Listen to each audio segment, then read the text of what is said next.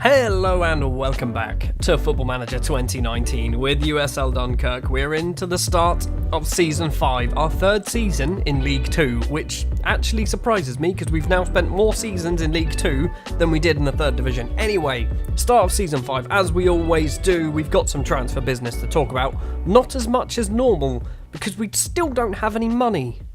We have made some money, but we still don't have any money to actually go out and spend. We are still £2,000 over our wage budget, or £2,500 over our wage budget. We have a transfer budget of minus £33, which I believe is a bug, because we've sold somebody for a large sum of money, as you can probably tell, because we've got minus 270,000 in the bank, as opposed to minus 2 million in the bank. So we've brought in a large sum of money. They said £1.2 million of that will go into the transfer budget, and it didn't. Nothing went into the transfer budget, which kind of sucked. First up then, let's go through the players that have left the club on free transfers. Some of them, and by some of them, quite a few of them, are actually quite important and decent footballers. Boubacar Silla, the right back, has left the club on a free transfer. Maxime Wackers, Yvonne Macon, or Masson possibly, Hugo Berth, Raphael Bream also leaving the club. Kevin Nzuzimata, who spent last season out on loan somewhere, has also gone and departed the club. Nicholas Brunel, a player who should have been a lot better than what he was, he's left. Edgaras Utkas, the Lithuanian attacking midfielder, was getting paid way too much money, so even if I wanted to keep him, it wasn't going to happen. Giovanni Chiracha, the pain in the arse last season. Giovanni Chiracha, we'll come back to him in a minute actually. Kalen de Messi and Valentin Boysen also leaving the club, but Giovanni Chiracha, right, this guy. For the first 3 seasons of this save, he was an absolute legend. The first season in League 2 as well, because of him, we finished so high up in the table. We got so many assists. Then, the second season in League 2, he decided he wanted a pay rise. An unreasonable pay rise. I literally could not offer him what he wanted. He then threw all of his toys out of the pram, and then never wanted to ever sign a contract ever again. So that is why he's left the club. He would have stayed if it wasn't for that. But unfortunately, Giovanni Chiracha has sullied his time at USL Dunkerque and now currently doesn't have a club. And I hope it stays that way and he retires. Boubacar Silla is another one of those players who had a great couple of seasons for us. He's left because he's basically not as good as he used to be. I don't have any right backs. Hint as to who I've sold. That's right. Alexei Zabara, the Russian and Ukrainian right-back, has left the club. He signed for Watford and then immediately gone on loan to Rostov.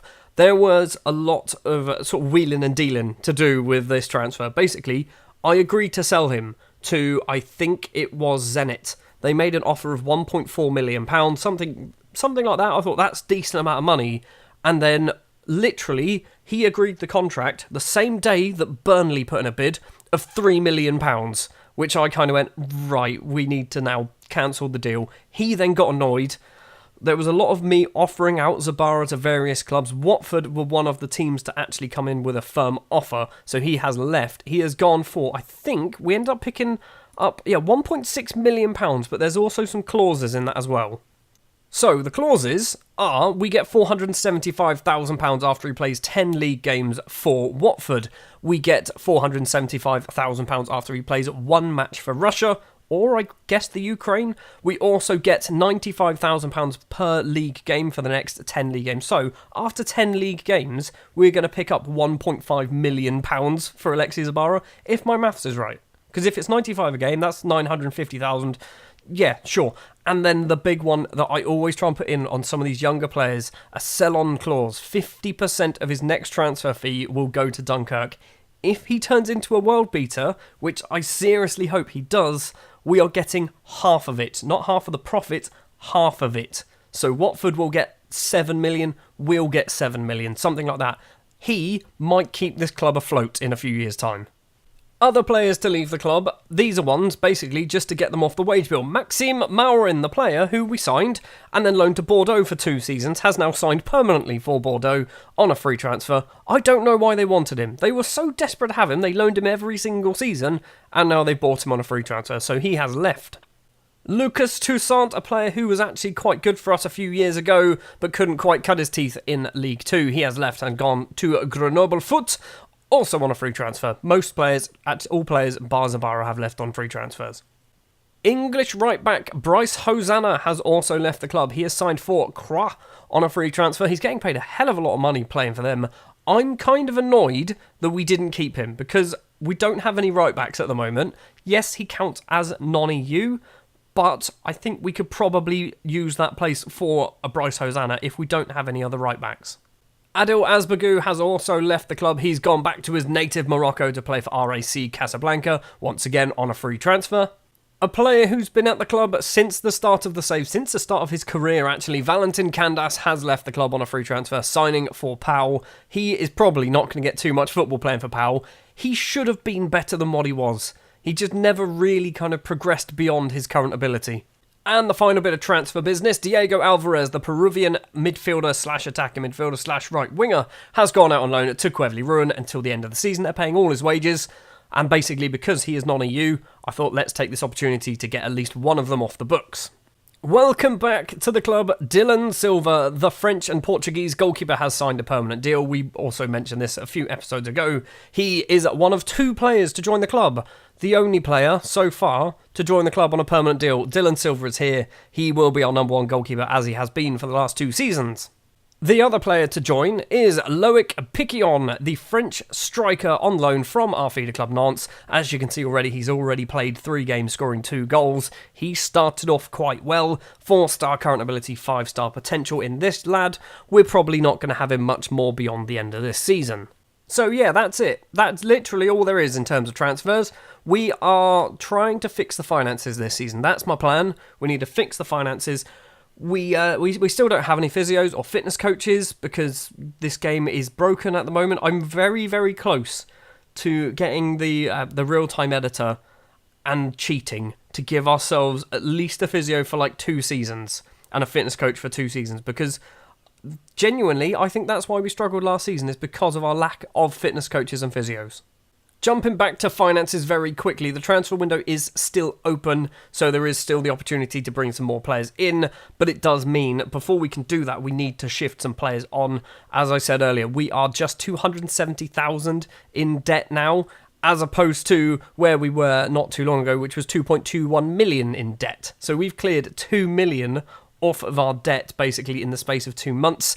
It is the best financial position we've been in since October possibly, 2018. It's been a very, very long few years where we've just hemorrhaged money, and I will completely admit most of that is my fault, where we've hemorrhaged money, and now, this season, we need to stay in the league, we need to turn a decent profit, and I want to start next season with that number there, being white and not red and in brackets. We are 3 games into the league season, and we've also played a cup game as well. We started off our campaign up against Brest at home. Levan Gvimradze opens the scoring for us after 52 minutes. Hugo Magnetti then equalises in the 87th minute, but that was after Enzo Libihan gets himself sent off as well for 2 yellow cards. It's a fair point. We probably shouldn't have conceded the goal, but unfortunately we did. Our first defeat of the season was up against Sochaux, a team who are probably way, way too good for this league. A 2-0 defeat. Lorenzo Gonzalez with both the goals for Sochaux. We weren't particularly great defensively, we weren't particularly great going forward. We just weren't particularly great in this one. We weren't particularly great in this one either, and somehow managed to score 5 goals and pick up the victory up against Stade Reims, a 5-3 victory in this one. Loic Piquillon opens the scoring on just 2 minutes. Yassin Fakir then scores on the 37th minute. It stays 2-0 at half-time. The second half, something happened in the water possibly, because everybody decided to turn up. Jan Kitala scores 2 goals on 46 and then 48 minutes. Then Simon Bogle gets his first of the season on 59. Teddy Buriad, a player who isn't going to be playing a huge amount of football for us this season, scores a goal as well on 79. Loic Piquillon gets his second of the game on 83. Jan Kitala then finishes off his hat-trick in the 90th minute. It's very rare that a player is going to pick up the Man of the Match award, score a hat-trick and still not win the game. We played really well. Their goalkeeper played really badly, which I think helped a lot. If their goalkeeper played better, we probably would have lost this game. And finally, we did play a Coupe de la Ligue match up against Quevely Ruin, and it was a 1-0 victory for us. Nice and simple. Levan Gvimradze with the only goal of the game there. So rather unexpectedly, for the first episode of a new season, we're probably going to have 2 matches in this, because we don't have 600 transfers to go through. It's going to be Gazaleka Jesu and recently relegated Toulouse, a game that we will probably lose. USL Dunkerque versus Gazaleka Jesu then, 6th versus 8th, but obviously it is very early on in the season, so I feel like league positions don't really make too much difference. Both teams have won, drawn and lost a game each, so today someone's record of 1-1-1 is going to be changing. It's probably going to be a 1-2 and a 1 each, isn't it? The starting lineup then we're going to go for, it is the 4-4-2 diamond that we're going to be playing. Dylan Silva, now permanent, is going to be the goalkeeper. Leo Bernard will be the right back. We'll come back to him in a minute. Babatori and Rodriguela as the 2 central defenders, with Catranis as the left back. This is young Leo Bernard. He is only 16 years old. He will be 17 on the 5th of December. He came through our youth system 2 or 3 years ago, something like that. He's broken into the first team because we have no choice. If we had signed a right back, and there's still time, I still might manage to sign a right back, he will not be playing. But so far, he's played 2 games in the league, 1 in the cup, and he's got an average rating of a 7.47 with an assist to his name as well. So he's doing a pretty good job right now of convincing me that he should be playing week in, week out. Midfield quartet then, the defence midfielder will be Elias. He is a Brazilian, we'll come back to him in a minute. Simon Bogle and Gideon Waha will be the 2 central midfielders, with Yassin Fekir as the advanced playmaker. He is going to be our main advanced playmaker this season because Wallace is currently injured and he's not registered because we've already got 2 foreign players registered. This is Elias. I really like the look of Elias. He played 14 games last season for our reserves because we signed him after we were able to register him. He has some extremely good looking stats. His determination of 17, vision of 16, teamwork's pretty high as well. Physically, he's spot on for this level of football. He's only 19 years old as well. Like I said, he does take up a non-EU position in the squad, but I think with a player of this quality, we kind of have to do it, don't we? And the strike partnership today will be Levan Gvimradze and Loic Piquion. On the bench, we do have some of the, usual suspects. They're not usual suspects at all. Samuli Kanunen, the Finnish left-back and central defender, is there. Teddy Buriad, who's already scored a goal this season already, as I've mentioned, is on the bench. Konstantin Mushashvili hasn't really kicked off this season at the moment. Adama Dejardjeje, definitely going to get his name rechanged? Get his name changed. He's also on the bench. Baboy Troyo and Andy Faustin also on there. The squad isn't particularly deep. This is it. This is what we're working with. We are getting to the point in the save now where clubs are starting to play a lot more new gens. So there's now 3 new gens in the Gazaleka Jesu side. They've got a Bernard as well. He's a 17-year-old right back. He's probably just as good as ours. Pascal Vogel is an 18-year-old French centre back. He's not terrible, is he? And Hamza Ben Yahya is a French right-back. He's good. I like the look of him. I want to sign him, please. We have started this season okay. We've picked up a couple of... we've picked up a victory in a questionable match, but against a very good team. We've lost to Sochaux, obviously, which isn't perfect. And we drew with Brest, another very good team. So I think so far, out of the matches we've played... If we were going on last season's form, we probably would have maybe got a point or 2 out of them. Ivan with the corner for a Jesu. It's over the bar. It was a very powerful header. It is 0-0 still. 11 minutes on the clock and a throw-on from Gazaleka Jesu. Ben Yahya with the ball. Roy forward. Ivan now. Number 6. Roy once again. They're passing it about, these little 3 here. Ben Yahya. Ivan again. Roy. This is happening. This has happened before, hasn't it? Bernard with a ball for us. Bogle heads forward. Is he going to run onto his own header? Yes, he does. Number 7. Bogle gets tackled by Savidis. Now Sane with the ball. That's not Leroy Sane, is it? Savidis once again all the way across. Intercepted by the Greek Catranis across. Gvimradze controls it into the area. Has to score. He doesn't score. He kicks it straight at the keeper. And we do win a throw-on. 22 minutes on the clock. Bernard crosses the ball in early. Piquion's not going to get it. Waha with the ball. Piquion, for some reason, headed that away from goal. Good defending. Another highlight inside the Gazaleka Jesu half. Elias with the ball. Crosses in. It's managed to get cleared somehow. Rodriguela forward to Catranis. Gideon Waha. Fekir all the way across. Bernard, the 16-year-old, keeps it in play. Crosses in. Gvimradze's there. But it's going to get cleared. Now, Bernard for Gazaleka Jesu. Torre heads forward, though. Elias to Bogle. Bogle forward. Oh my word, what a shocking piece of goalkeeping. And I'm okay with it because finally it's happening for us. Simon Bogle has made it 1-0. It really should be an own goal because Oberhauser was just awful and decided to try and fist it away when he probably should have caught it. Bogle's just scored from a ridiculous distance technically. That goal moves us up into 4th place in the table. Like I said, it's early on, but 4th place right now seems like a world away from where we were last season, so hopefully we can keep this up. Savidis with the ball, who's picked up a yellow card. Roy, he's got Yavan forward in front of him, crosses in early, and Dylan Silva claims the ball. Now rolls it out to Torre. Elias, number 13, Torre again. Rodrigue Ella, we're just passing it about, having a lovely little time here. Catranis runs forward with the ball, finds Loic Piquion. Gideon Waha, who there was a lot of interest in Gideon Waha. Bogle keeps going, goes for goal, makes it 2-0. His 3rd of the season. Simon Bogle is turning into a world-class footballer playing for Dunkerque. He's not world-class. He's getting good, though. He's getting real good. Like I was saying, there has been some interest in Gideon Waha. I was trying to sell him for £1.5 million.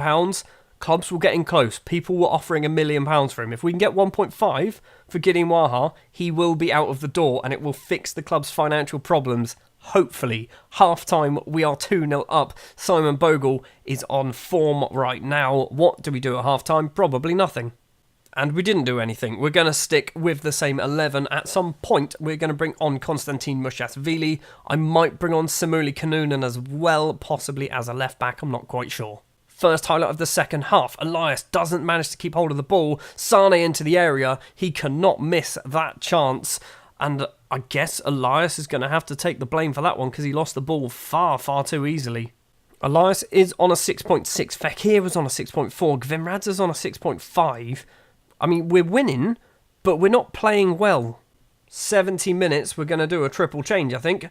Gvimradze for Mushasvili. Fekir off for, let's do this, and let's do Teddy Burian. So Bogle is going to be that advanced playmaker. We're also going to do Elias for Baboy Traore. And I think that's all we're going to do. We're not going to shift anyone around. Bogle is on a hat-trick. I'd like him to get a hat-trick. Into the final 10 minutes, I suspect it's going to probably end this way. Silla with a corner for Ajaccio. Easily claimed by Dylan Silva. Rolls it out to Torre. What are we doing? Smashes it clear. Good. Catranis now. He smashes it clear all the way over to Leo Bernard, the 16-year-old on the right. Keeps running down the line. Crosses in. And Loic Piquion is there at the back post. Leo Bernard with a wonderful assist. Piquion's 3rd goal of the season. We are going to be picking up 3 points against Gazalek Ajaccio this season. Is starting off a lot better than I was expecting it to. Into injury time, and we have got a highlight. There's 2 minutes left to play. Sane with the ball. Dua Aduensi, possibly. Bernard for Ajaccio. Crosses in. Yavan's there. Plays it back to Benyaya. Crosses in. Rodriguez can clear it. Are we going to get on the end of it? Konstantin Mushasvili is there. Where is he going to have to go? Going to have to play it backwards or probably get tackled by the looks of it. All the way back to Dylan Silva. We've got a minute and a half. Ella now forward finds Catranis. Catranis, is he going to do a crossfield ball once again? Runs forward this time instead. Piquion controls it. Simon Bogle on a hat-trick. Puts it into the back of the net. Simon bloody Bogle has scored his first ever hat-trick in professional football. The young German has made it 4-1. His 4th of the season and his first ever hat-trick. Simon Bogle, the central midfielder, has scored a bloody hat-trick. He's like Matt Letizia.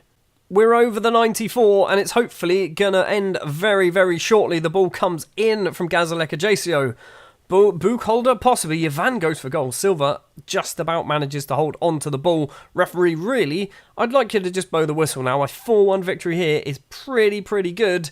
The ball goes forward. No one was chasing that down. I thought the whistle went. Genuinely thought the whistle had gone. It hadn't. Oberhauser smashes it upfield. Who made the mistake for the first goal? Someone falls over. Referee, we are now a minute and a half over the 94. Just blow the whistle.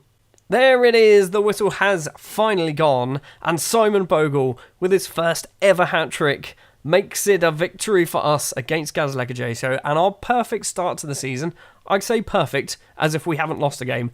Our very good start to the season continues. So that victory does move us up into 4th place in the table. Nancy are above us, who still have a game to play, but we are currently top of the teams, who are sat there on 7 points. Up next, we are up against Toulouse, where are Toulouse? Toulouse are 6th. Toulouse are 6th, so they also won their game as well. Match number 2 then of the episode. We've had some sniffs of interest in some transfers. I've just spent probably about 20 minutes or so looking for right backs on loan. There's nothing good that I can find in the short term. So after this match, I'm going to probably spend some time off camera in between episodes trying to finalise some new signings for the squad. There might be a player leaving before the end of this episode, and it's quite a big name. Anyway, we're up against Toulouse inside a 33,000 capacity stadium. There's only 12,000 tickets have been sold, but it's a big old stadium that we're going to play in. We don't play in these often, and when we do, sometimes we win. Sometimes we get battered by PSG. After a performance like we had against Gazalurka Ajaccio, we're not going to change anything in the starting 11. So Silva, Bernard, Torre, Ella and Catranis will be the defensive players. Elias as that defensive midfielder, Bogle, Waha, Fekir as the other 3 midfielders, with Gvimradze and Loic Piquion as the 2 strikers. I'm tempted to not play Elias, because Elias obviously did balls it up for their goal, but I feel like we should give him the benefit of the doubt. Hopefully Simon Bogle can get himself another hat-trick. Toulouse are playing a 4-4-2 and they've got 4 regens in their squad. Molina, Jean-Luc Molina is filth. Actual filth, okay. Didier Ray is better. He's actually better than the other guy. Delmas is also amazing. We're going to get destroyed by these, aren't we? And Amumu is also a very, very good footballer. He's wanted. Who wants him? I mean, he's not going to go. Stoke want him, apparently. We do have some very good footballers in our squad, but I don't think any of them are of the standard of the Toulouse players. So this could be a defeat. Although we've played against some big sides in the past and we've managed to pull off some upsets, so maybe we can do it again. First highlight of the game, Silla throws it forward to Diakabi. Forward to Siobanu, possibly. Delmas runs forward, gets tackled by Catranis. Rodriguela gets the ball. Fekir with the ball, plays it across to the hat-trick hero Bogle, forward to Levan Gvimradze. We're 5 minutes in and we're 1-0 up already. Levan Gvimradze with his 3rd of the season, an assist by the ginger wizard Simon Bogle. Let's hope we can keep this going. I don't want to sit back on a 1-0 lead. I want to get 2 or 3, I think. What a ball that is. And what control on the knee from Gvimradze outside the area as well. 1-0 up against Toulouse. In 5 matches, we've scored 11 goals. That is a stupid amount of goals, considering the latter half of last season. I don't think we scored 11 goals in the second half of it. Crosses in from Toulouse. They've dinked the top of the bar, but it's gone over. We've got a throw on almost immediately after that highlight, but Delmas clears it. Fekir gets the ball for us, though. Spins, finds Bogle. Where is he going to go? Back to Elias. Across to Fekir again. Across. Leo Bernard controls it. Plays to the back post. Gvimradze's there. He's hit the base of the post, and Reynet can come out and claim the ball. Free kick for Toulouse, and what happened there? I don't really understand, but Silva has the ball in his hands. We've got a corner. Waha takes it. It's a pretty poor corner, and Toulouse cleared the ball only as far as Leo Bernard, straight back towards their goal though. Bogle gets tackled. Waha though picks up the ball. Number 6 inside to Bogle, not the best pass. Ray now can run towards the goal. He's got no support up there, and Dylan Silva makes the save, giving away a corner. Toulouse then on 33 minutes with the corner. Siobanu to take the corner towards the back post. It's not a very good corner, and the Georgian Gvimradze can get it clear. Half time then, we are 1-0 to the good, and I think we are looking good for our lead at the moment. We've got a few question marks over some players. I mean, no one's playing badly. 7.6 on a Gideon Waha. That's it. Everyone else is actually doing okay. We will stick with what we are currently playing. Leo Bernard, the little 16-year-old right back, currently is my favourite player this season. 10 minutes into the second half, Bernard to Bogle, plays it to Torre, the throw on taker, and Piquion's effort is inches wide of the post. We're going to see the goal kick as well. Reynet with a ball upfield towards Delmas, controls it. No pressure was on him there. Ray across to Diakabi, in the middle to Molina, and Jean-Luc Molina gets his first goal of the season in League 2. Toulouse 1, Dunkerque 1. We've dropped down to 6th place in the table, but we are only 5 games in. So any drop points will move us fairly far down the league. It's Siobanu with a free kick, and it's almost in from Amamu, possibly. That's probably not how it's said, but he's not real, so I can say it how I want. 75 minutes in, I've just realised I've done no subs. Catranis is coming off for Samuli Kanunin. Catranis is our worst performing player. Waha also coming off for Sambu Sissoko. Do we do Piquion? Piquion for Mushasvili, sure. All the subs are taking place. We've got 15 minutes to play. We've got 5 minutes to play, and I don't think anything is going to happen in the rest of this match. It's going to be a decent point, I think. I think if you told me at the start of this match that we'd get a point away from home against recently relegated Toulouse, I'd say, yep, I'll take that. That's very good. We have got the point. The full-time whistle has gone. Jean-Luc Molina's equalising goal in the 56th minute salvages a point for Toulouse. But we have had an unbeaten episode. The transfer window's still open. Can we make some more signings before it closes? Are we going to have a good season? What do you think? I don't think we will. I think we'll crumble about December.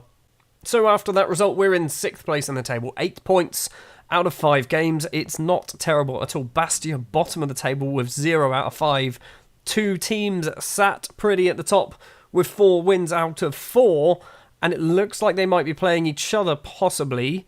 And it's going to be... I mean, if they're not playing each other, they could extend their lead to 5 points after 5 games. Sochaux and Nancy are already running away with this league. Next episode, we are not going to go very far because the transfer window is going to close and I'm expecting there to be some business. So next episode is probably going to be Nancy Châteauroux. If there is no major transfer business taking place, the next games could be down here. It might be Metz and Red Star or something like that. It might be a long, long way away. So basically, ignore all the stuff I said about Nancy Châteauroux.